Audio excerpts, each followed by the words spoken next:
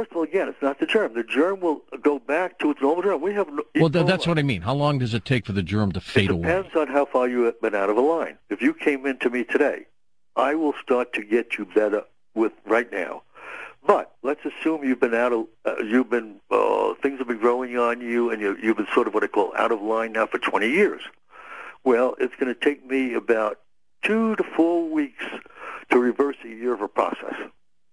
For 1 week, for 1 year. For one year, 2 to 4 weeks to reverse 1 year of a process. Okay. Now, you will walk out feeling better. You're not going to be your 4-minute miler that you were 20 years ago. But give me a couple of years, and I'll get you back to that. Good point. Harvey, stay with us. We're going to take this quick break. We're going to be back with you, full program with Dr. Harvey Bigelsen, as we talk about doctors are more harmful than germs, and also his other works on Coast to Coast AM. And we're talking about, of course, his works, his website, Dr. Dr. Bigelsen, BIGELSEN.com. Important to spell these out every once in a while, Harvey, because people are in cars and they're all over the place. Yep, I agree. So the difference between Western medicine and alternative medicine, every time I hear the phrase alternative medicine, I've always thought of the Chinese, the ancient Chinese, with all their mixing of herbs and spices and supplements and things like that. Is that accurate? Yes. I use actually 3 different philosophies of medicine I combine. I think what I call divine philosophies. Acupuncture came up out of Asia, which is the electrical circuitry of the body. The philosophy of homeopathy, of how disease moves in and out of the body, came up in the U.S., and I'm heavily into structure and osteopathy and chiropractic, because that's a key. You've got to put those 3 together. And there was basically a very famous scientist that said disease cannot exist where there are no obstructions. If you've got obstruction in the flow, you're going to get a stagnant pond, and in the stagnant pond, that's where the germs grow. So it's not the germ, it's the stagnation and the blockage in the body. So the structure of the body, to me, I'm heavily into. You got interested also in looking at blood, the holographic blood, one of your works. Tell me about this. Well, this started about 25 years ago. I was sponsored by a private foundation to go to Europe to see what was going on, and then we ended up in Montreal, outside of Montreal, at this French-Canadian physicist Gaston Naissons, who's got a microscope that will magnify up to 30,000 times. They took a drop of blood, and we looked at the blood, and I looked in there, and I broke out in goosebumps. I had never seen anything like it. There were all sorts of things moving and living in the blood. I was taught in medical school, if you take a drop of blood out of the body, the blood will die. And this blood is sterile. No. We have so many things. There are plant life in the blood. Platelets are plants. There are things moving in the blood. There are no names in American literature. And in 100 years, I'm the 3rd medical doctor only in 100 years to look at the blood live. That's amazing. It blows me away. What they do is they stain the blood, and the stain fixes everything for immortality. If it's not stainable, it's invisible. That's a good point. And it was, to tell you how close they are, I once had the chief of hematology at Tufts New England Medical Center in my clinic in Mexico, and he said, "Why would anyone look at the live blood?" And he refused to look at my microscope. These things that are in the blood, should they be there? Yes, this is our life. They carry the life force, the energy, the chi, the ki, the prana, whatever it is. The Germans have names for them, call them symbiotes or symbionts. The French call them somatids. We don't have any name for them, but they are carrying the life force. And you can see if you're, quote, ill, you can see the activity, tremendous activity. If you're doing well, it's mellow. You can tell all that activity in the blood. There's so much life in the blood, it's incredible. How can you purify your blood? How can you keep it in top condition? Well, it's the body. The blood is telling us what's going on. Basically, the structure of the body is the real key. Surgeries are very damaging because they're actually someone's putting a knife into you. Okay, that's very damaging. It's taking care of your body. I'm not a jogging fan, yoga fan. Breathing, most important thing to do is the breath. The yoga breathing is a very important type of thing. Swimming is great. We can fast for days, but you can't stop breathing. The better oxygenated our cells are, the healthier we are. That is the single best key. Not the foods, it's the oxygenation. What do you think of going in some of these hyperbaric chambers? We use them all the time. You like them then? Okay. Oh, I love them. In fact, cancer is an anaerobic disease. Cancer only lives It's a glucose metabolism and only lives anaerobically and no oxygen. Oxygen will actually slow the growth of cancer, so we take out cancer patients and throw them in hyperbaric chambers. We have them go lease them, and they sleep in them. And I'd go nuts in one of those things, Harvey. Well, I'm a little claustrophobic. We got a pretty big one in our office. but they're clear, so you can look out, right? Oh yeah. We can clear. People, you can speak in there. In fact, the one I have, you can sit up there, and at times I'll just take an hour break or something like that, and just take a nap in there. It's the non-moving, I guess, that would freak me out. Well, like I said, I'm claustrophobic, but I can quiet down and meditate in there, and you come out clear. You come out so clear because all of a sudden you're high octane. It's not that you're running around. You're more grounded. You're clearer. You can see the change in the live blood before and afterwards. And when the oncologists see my patients, they keep on asking, how come you're doing better than all my other cases? That's good for you. That's one of the reasons, is the hyperbaric chamber. They are very good. This is what medicine today has been. Medicine to me in the United States has become a Las Vegas show.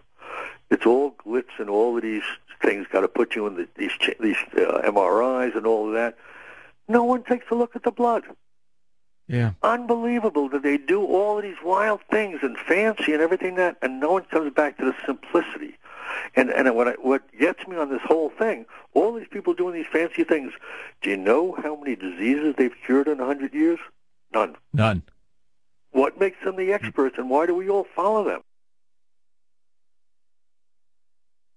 Going on science today reminds me of the moron that lost a quarter on a dark night, and it was looking 2 blocks down the street because that's where the street lamp was. They don't wake up and say, wait a second, maybe let's look at it another way. No, it's so dominated by the germ theory of disease and by the pharmaceutical industry, and all the research, 90% of the research is sponsored by the pharmaceutical industry. And they want research to go on every year. It's what funds them, isn't it? Right, but again, it's pharmaceutical research. 90% is pharmaceutical. Yeah. It's not research. I mean, I can't write an article in a journal because there's no double blinds. There's no double blinds of George Noory's blood. Good point. Okay, and they will not accept it. On double blinds, again, it's a crazy concept. How is George Noory a double blind? What kind of microscope did you use to look at the blood? It's called the dark field microscope. You don't need major power on it. I have some very good microscopes that I've had from Germany for a while. There's a couple now you can make in the United States and seeing this. They're not major microscopes, but dark field gives you, it's not looking bright, it's a reflective way of looking at it, and gives you pictures in the blood. If you go to my website, you'll see some of the videos and stuff that's moving around in the blood and the pictures in the blood on that. Can you see that in the blood, too? Oh, without question, yes. They're scooting all over the place. Everything. If your blood dies in an hour, you don't have long to live. You give me a 5-year-old kid, their blood's going to have 4 or 5 days on that slide. So the faster your blood deteriorates, the faster you're going to die, and you can actually see it happening. Okay, and everything, you can see how well oxygenated it is. Also, the blood has images of it. My book, The Holographic Blood, it took me years to believe it even. I mean, if a woman's pregnant, I can see that in the blood, and I can see pictures in the blood. You can see that in my book of actually the baby. So is that one of the first things you try to solve, the blood? Yes. Basically, a patient comes into me. If you came into me, I would do a history and a physical on you, but I'd look at where you've been invaded, where your body's been beaten up. Example, Lyme disease. We're getting tremendous terms around on Lyme disease. And it's not the germ. You look at them, in 2006, they had a vasectomy, 2007, Lyme disease. That was the surgery. Okay, again, surgery, is the knife cutting the body. And this is a great creation, and the body is a constant moving thing. And when you have a scar, it's a block, it's a disturbance field, nothing gets through with it.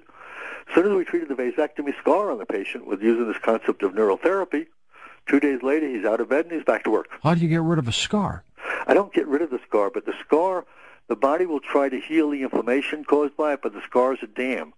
So what goes on, it's like a wind-up toy running against a wall, and eventually you get more and more fatigued. If I treat the scar, I can go treat the inflammation and heal the inflammation at the base of the scar. It'll tend to come back again. So scars need to be treated once every 3 months to once a year, depending on each case and how much of a problem they're causing. But that's the single worst injury a body can have, is someone putting a knife into it.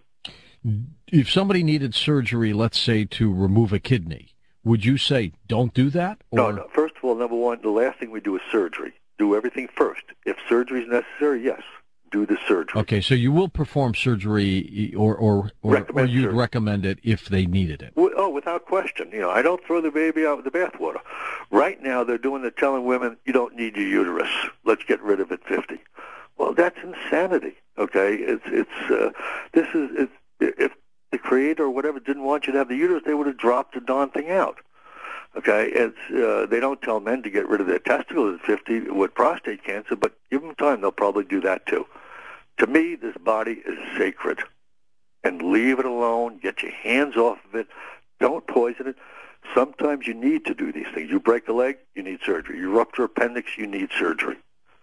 Okay, but 9 out of 10 appendixes that are taken out have never been ruptured. No, I never had my tonsils out, by the way. That's good. The tonsils are a big drain. We get tonsillitis when we're 4 and 5 because we're teething. And the tonsils just drain us, so they get enlarged, and the doctors cut them out.